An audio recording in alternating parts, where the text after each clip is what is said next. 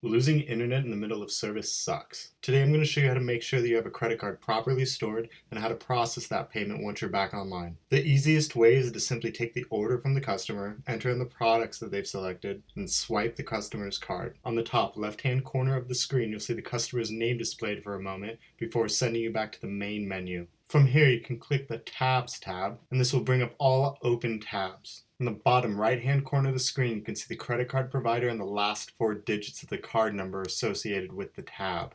Double-click the tab to open it up and hit the Credit button at the bottom corner of the screen. Here you can see the customer name, tender type, and expiration date. This is how you know you have your credit card stored properly and associated with the tab. During normal operations, if you're ready to charge the customer, hit Charge Existing to run the credit card, and this will automatically print credit card slips. If your internet's down, however, you're going to be met with an error message. In this case, you're going to want to manually print the credit card slips, give them to the customer to sign so you have that documentation for when you're back online so you can process the payment and add a tip. To do this, simply click the Print CC slip and give the customer the copy. If your internet was only down for a little while and it comes back on during the shift that you're working, that's great. All you're going to do is navigate to those tabs, open them up, and click Charge Existing to run the credit card.